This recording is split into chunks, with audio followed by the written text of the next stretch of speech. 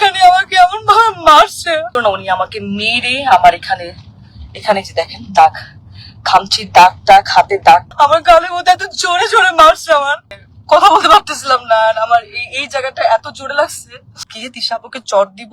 আমার কারণ আমার জামাই হয়। আজকে আমি লাইভে আসছি একটা কথা বলার জন্য। আমার কাছে মনে হয় আমার এটা জানানো উচিত। সো আমি কখনো এইভাবে লাইভে আসিনি, ফর দ্য ফার্স্ট টাইম আমি লাইভে আসছি। সো আমি এই মুহূর্তে আছি হচ্ছে মানিকগঞ্জ।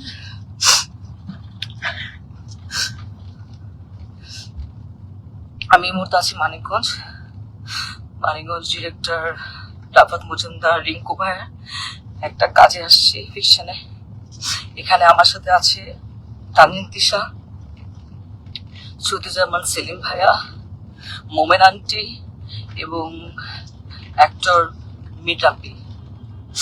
তো আমি জানি না আসলে গতকালকে আমার প্রথম সিন, এবং গতকালকে আমি মানিকগঞ্জ আসি।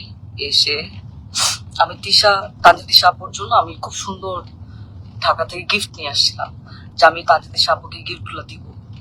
কারণ আপু এত সিনিয়র, আপু একটা ফিল্ম করতেছে, আপুকে উইশেস এর জন্য আমি আপুকে আসলে গিফটটা দিই, কিন্তু আপু গিফটটা নেয় না এবং সে গিফট অ্যাকসেপ্ট করে না, এবং সেখানে সবাই ছিল, সবাই দেখছেও। তো আমি কিছু বলি না, যে উনি হয়তো গিফট নেয় নেই, ঠিক আছে মেনে নিচ্ছি। তো আমার প্রথম সিনে আমি যখন শুরু করছি, তখন সেখানে প্রথম সিনে উনি আমাকে, সিনের মধ্যে ছিল না, উনি আমাকে মেরে আমার এখানে যে দেখেন দাগ, খামচির দাগ টাগ, হাতের দাগ টাগ, রক্ত বের করে ফেলছিল কালকে প্রথম সিনে। এবং সেইটা যখন মনিটরে এসে আমি যখন দাঁড়াইছিলাম, তখন রিঙ্কু ভাইয়া এবং সেলিম ভাইয়া দুজনেই বলতেছিল যে তিশার কি হয়েছে, তোমার সাথে কি কোনো ঝামেলা আছে আগে, ও তোমাকে এভাবে মারলো কেন, বা কি আসে বিষয়। আমি তখন আসলে এক পর্যায়ে আসলে আমি বলে দিছিলাম যে হ্যাঁ, এর আগে আমি যখন আসলে নাটকে মুশফিকুর ফারহানের সাথে কাজ করতাম অ্যাজ এ কো আর্টিস্ট হিসেবে, তখন তিশা আপু আমাকে এরকম ফোন দিয়ে থ্রেট দিছিল যে হ্যাঁ ফারহানের সাথে কাজ করতে পারবা না। আমাকে না, আরো অনেককে আসলে এরকম উনি ফোন দিয়ে থ্রেট দিছিল, যে পায়েলকেও, কেয়া পায়েল, তারপর আরো অনেককে এরকম ফোন দিয়ে উনি থ্রেট দিছে যে কাজ করা যাবে না। তো আমি তখন বলছিলাম ওই সময়টা যে আপু কেন আমি কাজ করবো না, আমি তো আর্টিস্ট, আমি তো সবার সাথে কাজ করবো, ফারহান ভাইয়ের সাথে কাজ করবো, জুবান ভাইয়ের সাথে কাজ করবো, সবার সাথে। ফারহান ভাইয়ের সাথে কেন কাজ করবো না, কি সমস্যা কি? তখন আমি বলছি হ্যাঁ আমার ফারহান আমার জামাই হয়। আমি তখন আর কিছু বলি না, আচ্ছা ঠিক আছে, মনে হয় পার্সোনাল ওনাদের ব্যাপার হয়তো। তারপরে এরপরে গিয়ে কিন্তু আমি ফারহানকে জানাইছি ফোন দিয়ে, যে ফারহান তিশা আপু কিন্তু আমাকে ফোন দিয়ে এইসব কথাবার্তা বলছে, এইভাবে হলে তো কাজ করতে পারবো না। তো সেটাও তাও 1-2 বছর আগের কথা। যাই হোক, উনি হয়তো ওই ক্ষোভ বা এই রাগ নিয়ে আসে কিনা, আই ডোন্ট নো। আজকে আমার সব সিন শেষ, আমি লাস্ট সিন। ওই সিনের মধ্যে লেখা ছিল যে আমি গিয়ে তিশাপুকে, সিনের মধ্যে লেখা আমি গিয়ে তিশাপুকে চট দিব, এবং চট দেওয়ার পর উনি এখান থেকে চলে যাবে, এটা সিনের মধ্যে লেখা। তো আমি টেকনিক্যালি, আমরা তো আর্টিস্ট, আমরা তো টেকনিক্যালি কিন্তু আসলে আর্টিস্টকে আমরা যদি কেউ কাউকে মারে বা আঘাত করে, আমরা কিন্তু খুব সফটলি টেকনিক্যালি সেটা করি। তা আমি তিশা আপুকে খুব আস্তে করে গালের মধ্যে জাস্ট একটু গালে হাত লাগাইছি।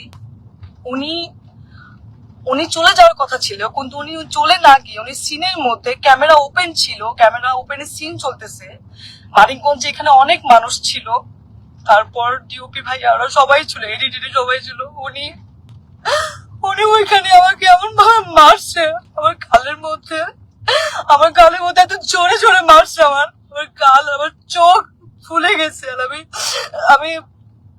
আমি আমি মানে কথা বলতে পারতেছিলাম না, আর আমার এই জায়গাটা এত জোরে লাগছে, তো আমি নিতে পারি নাই।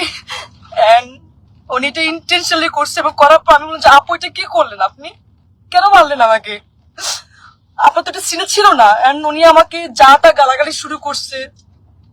উনি জানি না আসলে উনি কিছু খাইছে কিনা, কারণ উনি গতকালকেও খুব উইয়ার্ড আচরণ করছে। গতকালকে উনি এরকম 40 মিনিট 50 মিনিট এরকম বাথরুমের মধ্যে আটকা থাকতো, কি খায় না খায় আমরা জানি না, ওনার গায়ে থেকে গন্ধ আসে, এন্ড কেমন যেন পাগলের মতো অ্যাটিটিউড করতেছে। এখন উনি কি নেশা করছে কি নেশা করে না সেটাও আমি জানি না। কিন্তু তানজিন তিশা আজকে উনি যেটা করলো আমার সাথে, আমি এত নাইসলি ওনাকে গিফট দেওয়ার চেষ্টা করলাম, সেটাও তো নিল না, উল্টা আমাকে মারলো শুটিং সেটে।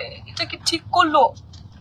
আপনি তো সিনেমা করছেন না, তানজিন দিশা তো সিনেমা করছে, তো একজন সিনেমা আর্টিস্ট, তার তো মনটা অনেক বড় হওয়ার কথা ছিল, সে তো আর আমাদেরকে শিখাবে, গাইড করবে, কিন্তু সে সবার সামনে আমাকে এভাবে মারলো।